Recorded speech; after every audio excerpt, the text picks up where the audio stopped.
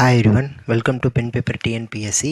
So இந்த video என்ன அப்படின்னா 2025 முடிகிறதுக்குள்ளே இந்த விஷயத்தெல்லாம் பண்ணியே ஆகணும். ஏன்னா ஆனுவல் பிளானர் ரிலீஸ் பண்ணிட்டாங்க. ஸோ இந்த விஷயத்தெல்லாம் கண்டிப்பாக பண்ணியே ஆகணும்னு ஒரு சில விஷயங்கள் இருக்கும்ல. ஸோ அதெல்லாம் பண்ணுறோம். ஸோ எதெல்லாம் பண்ணக்கூடாது அப்படிங்கிறதும் இருக்குது. ஸோ அதெல்லாம் கண்டிப்பாக பண்ணக்கூடாது. ஃபஸ்ட்டு விஷயம், ஃபுல் டைமாக படிக்கிற எல்லாருமே இன்னியும் நமக்கு 10 மாதம் இருக்குது 12 மாதம் இருக்குது அப்படின்னு சொல்லிட்டு நினைக்காம டெய்லி 7 மணி நேரம் படிக்க ட்ரை பண்ணுங்கள்.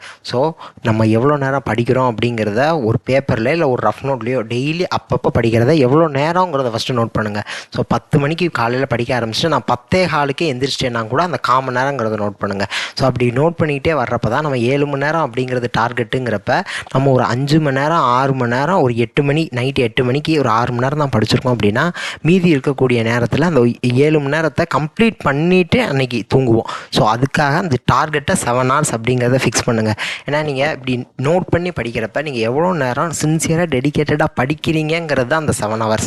ஸோ அப்படிங்கிறப்ப நீங்கள் 7 hours அப்படிங்கிறதே ஒரு நாளைக்கு போதுமானதாக தான் இருக்கும். ஸோ குரூப் 4க்கும் குரூப் 2க்கும் பொறுத்த முடிக்கும் இந்த 7 hours. குரூப் 2னா குரூப் 2 ப்ரிலிம்ஸை பொறுத்த முடிக்கும். ஸோ இந்த 7 hours எப்படி ஸ்ப்ளிட் பண்ணலாம் அப்படின்னா தமிழுக்கு 2 hours, ஜிஎஸ்க்கு 2 hours, மேக்ஸுக்கு 1 மணி நேரம், கரண்ட் அஃபேர்ஸுக்கு ஒரு 1/2 hour, டெய்லி ரிவிஷன் அன்னன்னைக்கு படித்ததை அன்னன்னைக்கு ரிவிஷன் பண்ணுறதுக்கு ஒரு 1.5 மணி நேரம். இது எனக்கு குரூப் 2 தான் ஃபுல் ஃபோக்கஸு, ஸோ எனக்கு குரூப் 4 வேணாம் அப்படின்னு யோசிக்கிறவங்க தமிழ் ஒரு 2 hours. ஸோ ஸ்கூல் புக்கு முடிக்கும் இந்த 2 மணி நேரம் படிங்க. ஸோ அதுக்கப்புறம் 1.5 மணி நேரம் ஆக்கிக்கலாம். ஸோ அடுத்து மேக்ஸ் 1 மணி நேரம், கரண்ட் அஃபேர்ஸ் ஒரு 1/2 hour, ஜிஎஸை பொறுத்த முடிக்கும் இங்கே 2 hours ஸ்பெண்ட் பண்ணலாம். ஸோ ஸ்கூல் புக்கு நம்ம முடிச்சுட்டு தமிழில் ஸ்கூல் புக்கு முடிச்சுட்டு நம்ம 1.5 மணி நேரம் ஆக்குறப்ப இந்த ஜிஎஸை வந்து 2.5 மணி நேரம் ஆக்கிக்கலாம். காரணம் ஏன் அப்படின்னா இப்போ 2Aக்கு தான் பிளான் பண்ணுறேன் அப்படின்னா எனக்கு வந்து ஒரு மினிமம் மார்க்கு. ஸோ அதாவது நான் ரொம்ப டாப் ரேங்க் செக்யூர் பண்ணி ப்ரிலிம்ஸ் கிளியர் பண்ணணும்னு அவசியம் இல்லை. ஸோ நான் அதுக்கு அடுத்த லெவலில் கூட நான் எடுத்து 2A கிளியர் பண்ணால் போதும். ஏன்னா 2Aக்கு எனக்கு மெயின்ஸில் தமிழ் வரப்போகிறது இல்லை. ஸோ அதனால் எனக்கு குரூப் 4 வேணாம், நான் குரூப் 2 ப்ரிலிம்ஸ் கிளியர் பண்ணிட்டு எனக்கு 2A தான் ஃபுல் ஃபோக்கஸ் அப்படின்னு யோசிக்கிறவங்க இந்த அப்ரோச் யூஸ் பண்ணுங்கள். தமிழுக்கு ஆரம்பத்தில் 2 மணி நேரம் ஒதுக்கிட்டு அதுக்கப்புறம் ஜிஎஸ்க்கு 2.5 மணி நேரம் ஒதுக்கிக்கலாம். ஸோ ஏன்னா இங்கே 1.5 மணி நேரமாக மாற்றுறப்ப இந்த 1/2 மணி நேரம் நமக்கு கிடைக்கும்ல, அதை நம்ம ஜிஎஸ்ல யூஸ் பண்ணிக்கலாம். ஏன்னா நம்ம மெயின்ஸுக்கு இந்த ஜிஎஸ் படிக்கிறது யூஸ் ஆகும். ஸோ அதுக்காக தான் இங்கே சொல்ல வர்றது. ஸோ அதேமாதிரி இங்கேயும் ரிவிஷனுக்கு 1.5 மணி நேரம். ஸோ இது குரூப் 1 தான், எனக்கு குரூப் 4 குரூப் 2 எதுவுமே வேணாம், குரூப் 1 தான் ஃபுல் ஃபோக்கஸ் அப்படிங்கிறவங்க மேக்ஸ் 1 மணி நேரம், ஜிஎஸ் 3.5 மணி நேரம். ஸோ ஜிஎஸ் 3.5 மணி நேரம் அப்படிங்கிறப்ப அதனோட இம்பார்ட்டன்ஸ் என்னன்னு தெரியணும். தமிழ் 1/2 hour படித்தா போதும். இங்கே குரூப் 1க்கு எதுக்கு தமிழ் அப்படின்னா தமிழ் புக்கில் இருக்கிற கேள்விகள் திருக்குறளாக இருக்கட்டும், ஸோ இல்லை ஏதாவது இந்த சங்ககாலம் முதல் இக்காலம் வரை அந்த டாப்பிக்காக இருக்கட்டும், இல்லை தொல்பொருள் அகலாய்வு இந்த ரிலேட்டட் இருக்கிறதெல்லாம் இருக்குது. ஸோ அதே மாதிரி மற்ற இலக்கியம் சார்ந்த விஷயங்கள்லாம் இருக்கிறப்ப நமக்கு டெய்லி ஒரு 1/2 hour படிச்சுட்டே வர்றப்ப நமக்கு தமிழ் வந்து ஒரு சுமையாக தெரியாது. இல்லைன்னா யூனிட் 6 நான் படிக்கிறப்ப தமிழ் வந்து எனக்கு பெரிய விஷயமா இருக்கும். ஸோ டெய்லி ஒரு 5 திருக்குறள் அதனுடைய பொருள் மட்டும் நான் படிச்சுக்கிட்டே வந்தேன்னா கூட 1/2 hourல டெய்லி படிக்கிறப்ப எனக்கு அது வந்து திருக்குறள்லாம் ஈஸியாக அப்படியே போகிற போக்கில் படிச்சுட்டு போகிற மாதிரி இருக்கும். அதேமாதிரி கரண்ட் அஃபேர்ஸுக்கு ஒரு 1/2 hour. ஸோ கொஞ்ச நாளுக்கு அப்புறம் ஜிஎஸ் 3 மணி நேரம் ஆக்குறப்ப, ஸோ ஜிஎஸ் 3.5 மணி நேரத்துலேருந்து நான் ஓரளவுக்கு கம்ப்ளீட் பண்ணிட்டேன்னு 3 மணி நேரம் ஆக்குறப்ப இந்த கரண்ட் அஃபேர்ஸை 1/2 hourலேருந்து 1 hour ஆக்கிக்கலாம். ரிவிஷனுக்கு ஒரு 1.5 மணி நேரம். ஸோ ரிவிஷனுக்கு எல்லாத்துக்குமே ரிவிஷனுக்கு 1.5 மணி நேரம். ஸோ இது வந்து ஒரு பிகினராக படிக்கிறவங்களுக்காக சொல்லக்கூடிய விஷயம். இதெல்லாம் ஓரளவுக்கு எல்லாமே இப்போ தமிழும் ஒரு 20% சிலபஸ் கவர் பண்ணியிருக்கேன். ஜிஎஸை பொறுத்த முடிக்கும் ஒரு 10 to 15% சிலபஸ் கவர் பண்ணியிருக்கேன். மேக்ஸும் ஒரு 20% நெருங்கிட்டேன் அப்படிங்கிறவங்க இந்த அப்ரோச் யூஸ் பண்ணலாம்.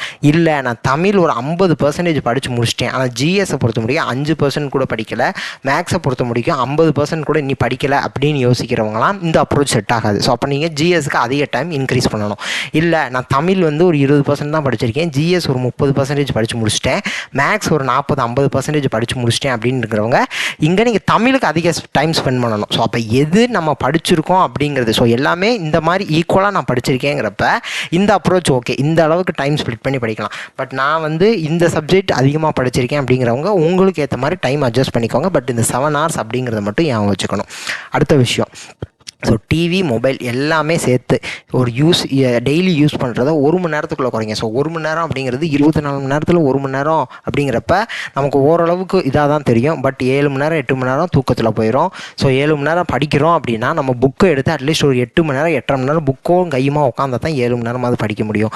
அப்படிங்கிறப்ப 1 மணி நேரம் அப்படிங்கிறது அதேமாதிரி 1 மணி நேரங்கிறது நமக்கு பெரிய டைம் தான். ஸோ அப்போ 1 மணி நேரங்கிறது தாராளமாக நம்ம யூஸ் பண்ணக்கூடிய டைம் தான். பட் 5 நிமிஷமாக 10 நிமிஷமாக யூஸ் பண்ணால் 6 தடவை எடுத்தால் போச்சு. அப்போ 8 மணி நேரம் படிக்கிறேன் அப்படின்னா 1 மணி நேரத்துக்கு ஒருக்க 10 நிமிஷம் நான் ஃபோன் யூஸ் பண்ணேன்னா கூட மொதல் 6 மணி நேரத்துலேயே அந்த 1 மணி நேரங்கிறது முடிஞ்சிடும். ஸோ அதனால் டிவியும் மொபைல் யூசேஜையும் குறைச்சிக்கோங்க. நோட்டிஃபிகேஷன்ஸ் எல்லாத்தையுமே ஆஃப் பண்ணி வைங்க. பொழுதன்னைக்கு மொபைல் எடுக்காதீங்க. படிக்க உட்கார்றப்போ மொபைலை தூக்கி ஓரமாக வச்சுட்டு அதுக்கப்புறம் படிக்க உட்காருங்க. அதுமாதிரி ப்ரோகாஸ்டினேஷன் இருக்கவே கூடாது. ஸோ இப்போ இந்த டயத்தில் நான் படிக்க உட்காரேன்னு பிளான் பண்ணேன்னா அந்த டயத்தில் கண்டிப்பாக உட்காந்தே ஆகணும். ஸோ அதேமாதிரி புக்கை எடுத்து திறந்து வச்சுக்கிட்டு வேறு ஏதோ ஒரு உலகத்தில் இருந்தோம்னா அதுவும் எந்த பயனும் கிடையாது. ஸோ அதனால் அதுவுமே ஒரு ப்ரோகாஸ்டினேஷன் தான். ஸோ புக்கும் கையுமாவே அதை இருப்போம். ஆனால் ஒரு வார்த்தை ஒரு வரி கூட படிச்சிருக்க மாட்டோம். கண்ணு புக்கில் இருக்கும், சிந்தனை ஊர் சுற்றி உலகம் சுற்றி எங்கெங்கேயோ போயிட்டு வந்துக்கிட்டு இருக்கும். ஸோ அதனால் அந்த விஷயம் பண்ணக்கூடாது. ஸோ அதுக்கு அடுத்த ஒரு விஷயம் என்னென்னா இது ரெண்டையும் ஃபாலோ பண்ணுங்கள். இது ரெண்டையும் ஃபாலோ பண்ணுங்கிறது ஒரு ரூலாக சொல்கிறேன் அப்படின்னா இது ரெண்டும் எவ்வளோ முக்கியமான விஷயங்கிறது தெரியும். ஏன்னா நம்மளோட ஹார்ட் ஒர்க்குக்கும் சரி ஸ்மார்ட் ஒர்க்காக பண்ணாலும் சரி கன்சிஸ்டண்ட்டாக பண்ணுறதுக்கு தடையாக இருக்கக்கூடிய ஒரே விஷயம் ஸோ இந்த 2 விஷயங்கள் தான்.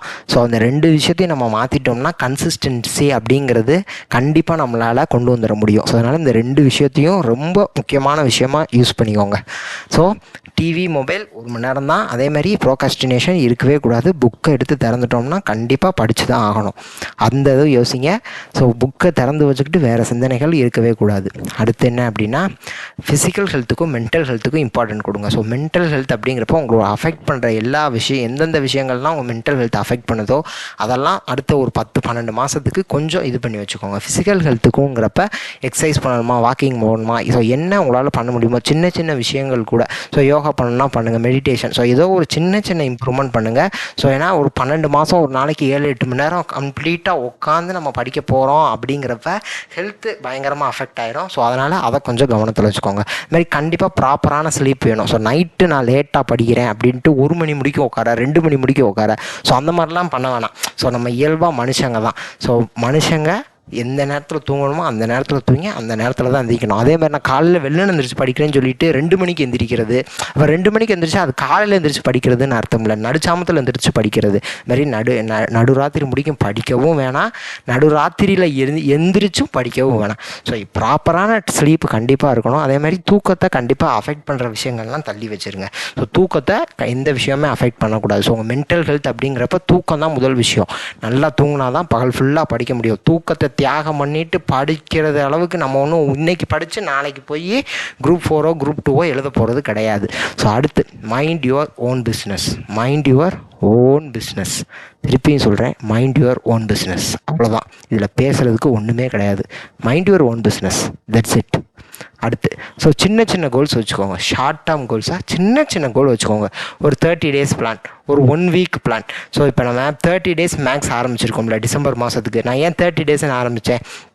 நானும் ஒரு 100 நாளைக்கு ஆரம்பித்தேன் அப்படின்னா 100 நாளுங்கிறதெல்லாம் ஒரு லென்த்தி டியூரேஷன். ஸோ அதனால் சின்ன சின்ன பிளான் வச்சுக்கோங்க. அதை சக்ஸஸ் பண்ணி முடிக்கணும்னு ட்ரை பண்ணுங்கள். ஸோ ஒரு விஷயத்தை நீங்கள் அன்னைக்கு நான் 7 மணி நேரம் இன்றைக்கி படிக்கணும்னு டிசைட் பண்ணேன், அந்த 7 மணி நேரத்தை நான் படித்து முடிச்சிட்டேன்னா உங்களை நீங்களே அப்ரிஷியேட் பண்ணிக்கோங்க.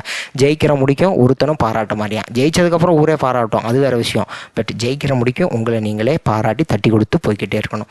அடுத்து இந்த காலம், ஸோ இப்போ இருக்கிற டைம் டியூரேஷன் தான் நோட்ஸ் எடுக்கிறதுக்கான டைம். ஸோ ஏன்னா ஒரு 10 மாதம் 8 மாதம் அப்படிங்கிறப்ப நமக்கு நோட்ஸ் தாராளமாக இப்போ டயத்தில் எடுக்கலாம்.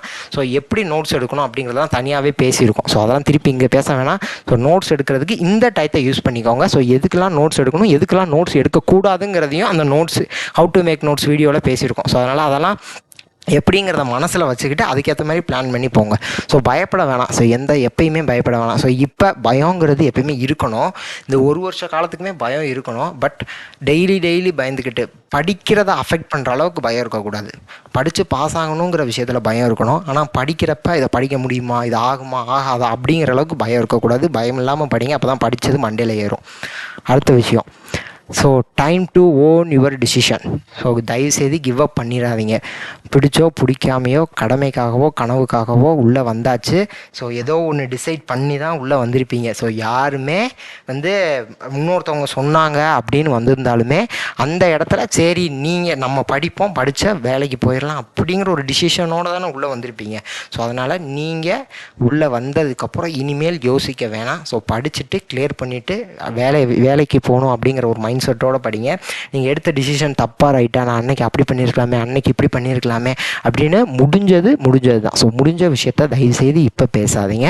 ஸோ நீங்கள் ஒரு டிசிஷன் எடுத்து தான் உள்ளே வந்திருக்கீங்க. ஸோ நான் ஒரு விஷயத்தை ஆரம்பிக்கிறதுக்கு முன்னாடி 100 தடவை யோசிக்கலாம். ஆரம்பித்ததுக்கப்புறம் நான் எடுத்த டிசிஷன் கண்டிப்பாக கரெக்டாக தான் இருக்கும் அப்படின்னு ஒரு நம்பிக்கையோடு மூவ் பண்ணி போனால் தான் நம்ம எடுத்த டிசிஷன் கண்டிப்பாக கரெக்டாக இருக்கும். ஸோ அதேமாதிரி ரொம்ப ஓவர் பிளான் பண்ண வேணாம். அடுத்த நான் ஒரு 365 நாளைக்கு நான் இதெல்லாம் பண்ண போகிறேன் 365 நாளைக்கு உட்காந்து ஸ்டடி பிளான் போடுறது, அது 10 நாள் கூட ஃபாலோ பண்ண மாட்டோம். ஸோ 365 நாளைக்குலாம் ஸ்டடி பிளான் போட வேணாம். ஓகே 365 நாளைக்கு போடலாம், இப்படி பேசிக்காக ஸ்ப்ளிட் அப் பண்ணலாம். இப்படியே ஒரு ரஃப் பேப்பர் எடுத்து இந்த அரை பேப்பரில் என்ன ஒரு 365 நாள் பண்ண போகிறோங்கிறத எழுதி வச்சுக்கலாம். ஓகே, பட் ஒரு 365 நாளைக்கு ஒரு 10-15 A4 ஷீட்டை எடுத்து Day 1 Day 2 Day 3ன்னு போட்டு அதுக்கு நேரம் அந்த Day 1க்கு நேரம் இந்த டேட்டை போட்டு அது என்ன டே, மண்டேவா டியூஸ்டேவான்னு அதை பூரா எழுதி அதில் தமிழில் என்ன படிக்க போகிறேன், அதில் மேக்ஸில் என்ன படிக்க போகிறேன், அதில் ஜிஎஸ்ல என்ன படிக்க போகிறேன், அப்படியெல்லாம் ரொம்ப பிளான் பண்ண வேணாம். ஸோ அது ஓவர் பிளான், ரொம்ப பிளான் பண்ணோம்னா உடம்புக்கு ஆகாது. ஸோ அடுத்த விஷயம், ஸோ முடிஞ்ச அளவுக்கு படிக்கிறது 100% புரிஞ்சு படிக்க ட்ரை பண்ணுங்கள். 100% ஒரு சிலதெல்லாம் புரியாது, 90% தான் புரியும், 80% தான் புரியும். ஸோ முடிஞ்ச அளவுக்கு 100% படிக்க ட்ரை பண்ணுங்கள். ஒரு சிலது மக்கப் பண்ணுற மாதிரி தான் இருக்கும், ஒரு சிலது 90% 80% புரிகிறதெல்லாம் மீதி இருக்கக்கூடிய விஷயத்த ஓரளவுக்கு அப்படியே மேனேஜ் பண்ணி அடுத்தது மூவ் பண்ணணும் தான் ட்ரை பண்ணணும். ஏன்னா 100% புரிஞ்சுக்கிட்டு தான் படிக்க போகிறோம்னா நம்ம பாலிட்டிலையோ ஹிஸ்ட்ரிலையோ ஐஎன்எம்லையோ போய் பிஹெச்டி பண்ண போகிறது கிடையாது. அதனால் முடிஞ்ச அளவுக்கு 100%, ஸோ ஒரு 70-80% புரிஞ்சுக்கிச்சு அப்படின்னா அதுக்கப்புறம் மீதி விஷயத்தை அப்படியே ஓரளவுக்கு மேக்கப் பண்ணி கொண்டு போயிடலாம். பட் ட்ரை பண்ணுங்கள். 100% நம்மளால் அண்டர்ஸ்டாண்ட் பண்ண முடியும் அப்படிங்கிற விஷயத்த ஞாபகம் வச்சுக்கிட்டு ட்ரை பண்ணுங்கள். அடுத்த விஷயம், இன்றைக்கி என்ன கிளாஸ் கவனிக்கிறீங்களோ, இன்றைக்கி என்ன வீடியோ பார்க்குறீங்களோ, ஸோ இன்றைக்கி எந்த லெசனை ரீட் பண்ணுறீங்களோ அதை அன்னைக்கு படிக்க ட்ரை பண்ணுங்கள். ஸோ படிக்க முடியாது, இன்றைக்கி நான் ஒரு 2 மணி நேரம் ஒரு வீடியோ பார்க்குறேன், பட் அந்த 2 மணி நேரம் வீடியோவை நான் நோட்ஸ் எடுத்து படிக்கணும் அப்படின்னா எனக்கு ஒரு 8 மணி நேரம் 10 மணி நேரம் தேவை ஆகும். அப்படின்னா 2 மணி நேரத்துக்கு வீடியோ பார்க்க வேணாம், 1 மணி நேரம் பாருங்கள், 1.5 மணி நேரம் பாருங்கள் போதும். ஏன்னா அன்னைக்கு அந்த நாளை படித்து முடிச்சுட்டு தான் போகணும். ஸோ இன்றைக்கி வீடியோ பார்த்துட்டு அதை நாளைக்கு படிக்கிறேன், நாளை கழிச்சு படிக்கிறேன், அந்த விஷயம்லாம் வேணாம். ஸோ இந்த தப்பு பண்ண வேணாம். ஸோ அடுத்து என்ன படிச்சிங்களோ அன்றைக்கே ரிவைஸ் பண்ண ட்ரை பண்ணுங்கள், அவ்வளோதான். ஸோ ரிவிஷன் நம்ம 7 ஹவர்ஸ்லேயே ஸ்ப்ளிட் அப் பண்ணி டெய்லி 1.5 மணி நேரம் ரிவிஷனுக்குன்னு கொடுத்தோம். ஸோ அதனால் அன்னன்னைக்கு படிக்கிறத அன்னன்னைக்கு ரிவைஸ் பண்ணுங்கள். அடுத்து ரிவைஸ் டெய்லி, ஃபஸ்ட்டு சொல்லியாச்சு. அடுத்த விஷயம், revise at 1 week wise. So அதாவது ஒரு வாரத்துக்கு ஒன்ஸ், 1 வீக் ஒன்ஸ், ஒரு வாரத்துக்கு ஒரு தடவை அந்த வாரம் என்ன படித்தோமோ படிச்சுக்க ட்ரை பண்ணுங்கள். அடுத்து 2 வீக் ஒன்ஸ், ஸோ 2 வாரத்தை சேர்த்து வச்சு ஒரு தடவை எல்லாத்தையும் என்ன படித்தோமோ அதை படிக்க ட்ரை பண்ணுங்கள். அடுத்து 1 மந்த் ஒன்ஸ், ஃபஸ்ட்டு ஒரு மாதம் என்ன படித்தோமோ அந்த மாதத்தை அதை முதல்ல படிக்க ட்ரை பண்ணுங்கள். ஸோ 2வது மாதத்துக்கு இதே மாதிரி அடுத்து 1 வாரம், அடுத்து 2 வாரத்தை படித்ததை ட்ரை பண்ணணும், அடுத்து அந்த மாதம் படித்தது. பட் அதுக்கப்புறம் அந்த மாதம் படித்ததை அப்படியே விட்டுறக்கூடாது, அதையும் கேரி ஃபார்வர்ட் பண்ணி கொண்டு போகணும். ஸோ முடிஞ்ச அளவுக்கு நான் சொல்கிறேன், அன்னன்னைக்கு படித்ததை அன்னன்னைக்கு ரிவைஸ் பண்ணணும், அந்த வாரம் படித்ததை ரிவைஸ் பண்ணணும், ஒரு 15 டேஸ்க்கு அப்புறம் ரிவைஸ் பண்ணணும், அதான் 2 வீக்ஸ். அடுத்து ஒரு மாதம் கழிச்சு, ஒரு 30 நாள் கழிச்சு, அதுக்கப்புறம் இது 1 மாதத்துக்கான பிளான். அடுத்த மாதம் வர்றப்ப இதே மாதிரி பண்ணிவிட்டு போன மாதம் படித்ததையும் சேர்த்துக்கணும். ஸோ அதுவும் ஒரு முக்கியமான விஷயம்தான். ஸோ அடுத்து லக்குன்னு ஒன்று கிடையவே கிடையாது, என்னை பொறுத்த முடிக்கும் அதுதான். சிம்பிளாக ஒரு உதாரணம் சொல்கிறேன். ஒரு பேப்பர் இருக்குது, இந்த பேப்பரில் இது ஒரு நீடில், இந்த நீடில் அளவுக்கு, இந்த நீடிலோட ஹைட் இவ்வளவா, இந்த அளவுக்கு நான் இந்த பேப்பரில் கோடு போடுறேன், பேப்பர் ஃபுல்லாக இதே அந்த அளவுக்கு கோடு போடுறேன். இப்போ இந்த நீடில் இந்த பேப்பரில் நான் தூக்கி போட்டேன் அப்படின்னா இந்த நீடில் இந்த லைனை எத்தனை தடவை கட் பண்ணும் அப்படிங்கிறதுக்கு கூட ப்ராபபிலிட்டி இருக்குது. ஸோ ப்ராபபிலிட்டி என்னென்னா 2/π. ஸோ இந்த டைம்ஸ் தான் ப்ராபபிலிட்டி, அதாவது 64%. 100 தடவை போட்டேன்னா இந்த நீடில் கண்டிப்பாக அந்த லைனை 64% டச் பண்ணும். அதே மாதிரி தான் டிஎன்பிஎஸ்லையும் 100 லெசன் படிக்கிறேன் அப்படின்னா 100 லெசன் படிக்கிறேன், 100 டாபிக் படிக்கிறேன், 100 பேஜ் படிக்கிறேன்னா கூட இந்த 100 பேஜிலிருந்து ஒரு 5 கொஷின் வரும்னா 5 கொஷின் வரும். அது எந்த 100 பேஜுங்கிறது நீங்கள் படிக்கிறத பொறுத்து தான் இருக்குது. அது எதை படிக்கணுமோ அது தெரிஞ்சுக்கிட்டு படிங்க. இப்போ உதாரணத்துக்கு ரொம்ப சிம்பிளாக சொல்கிறேன், 10th சோசியல் புக் இருக்குது, ஹிஸ்ட்ரியில் ஒரு ஒரு 6 லெசனு, பாலிட்டியில் ஒரு 5 லெசனு, ஜாகிரஃபியில் ஒரு 7 லெசனு, மூணையும் கூட்டினா ஒரு 18 லெசன் வருமா? இந்த 18 லெசனை படிச்சுட்டு என்னால் 10 ஜிஎஸ் கொஸ்டின் ஆன்சர் பண்ண முடியலன்னு யாராவது சொல்ல முடியுமா? 18 லெசன் படித்தா கண்டிப்பாக 10 வரும்னா கண்டிப்பாக 10 வரும், அவ்வளோதான். அட்லீஸ்ட் 10 வாட்டி கூட 9வது வரும்ல. ஸோ அப்போ ஒரு 10ங்கிறது நான் ஒரு இதாக சொல்கிறேன். ஸோ அப்போ 18 லெசன் படித்தேன் அப்படின்னா 10 கொஸ்டின் கேரண்டீடு. ஸோ இதே மாதிரி எல்லா விஷயத்துலையுமே இருக்குது. டாபிக் வைஸாகவும் இருக்குது, லெசன் வைஸாகவும் இருக்குது, புக் வைஸாகவும் இருக்குது. இப்போ ஸ்கூல் புக்கில் 6th to 10th old book, 6th to 10th new book படிச்சிட்டேன். தமிழுக்கு சொல்கிறேன், இந்த 2 புக்கை படிச்சிட்டேன். என்னால் தமிழில் 50+ வாங்க முடியும், கண்டிப்பாக சொல்கிறேன். கண்டிப்பாக என்னால் 50+ வாங்க முடியும். தரோவா 6th to 10th old book new book மட்டும் படிச்சுட்டு போனால் கூட 50+ கண்டிப்பாக ரீச் பண்ண முடியும். என்னதான் அவுட் சோர்ஸ் கேட்டாலும், என்னதான் அதாக கேட்டாலும் 50+ அப்படிங்கிறது கேரண்டீடு தான். ஒருவேளை ரொம்ப அவுட் சோர்ஸ் கேட்டு அந்த நம்ம 50+ எடுக்க முடியல, நம்மளால் ஒரு 45 கொஷின் தான் இந்த ரெண்டையும் படிச்சுட்டு போய் எடுக்க முடியுது அப்படின்னா, அங்கே ஃபஸ்ட்டு மார்க் தமிழில் ஒருத்தவங்க எடுத்திருப்பாங்களே, அவங்க 80, 85 தான் எடுத்திருப்பாங்க. ஏன்னா நம்ம 50 எடுக்கிறப்ப ஃபஸ்ட் மார்க் 90, 95 எடுத்திருப்பாங்க. ஆனால் இங்கே நம்மளால் 45 தான் இந்த 2 புக்கை படிச்சுட்டு போய் எடுக்க முடியுதுன்னா ஃபஸ்ட் மார்க்கு 80, 85 தான் இருக்கும். அப்படிங்கிறப்ப நம்ம எந்த அளவுக்கு ரீச் பண்ண முடியும், இதெல்லாம் படித்தா இதெல்லாம் கண்டிப்பாக ரீச் பண்ண முடியுங்கிற விஷயங்கள் இருக்குது. ஸோ அப்போ எல்லாமே ப்ராபபிலிட்டி தாங்க. ஸோ எல்லாமே இத்தனை லெசன் படிச்சுட்டேன், இத்தனை டாபிக் படிச்சுட்டேன்னு இத்தனை கொஷின் எழுத முடியும். ஸோ அதனால் எல்லாத்தையும் அதை தெரிஞ்சுக்கிட்டு என்ன படிக்கணுமோ பண்ணுங்கள். லக்குன்னு ஒன்று கிடையாது. அடுத்து study for your self, for your result day. So நீங்கள் ஆர்டர் வாங்கணும், அந்த ஆர்டர் வாங்குற நாள் அன்னைக்கு அதை நினச்சி பாருங்கள். நீங்கள் ஜாயின் பண்ண போகிறனால அந்த நாளை நினச்சி பாருங்கள்.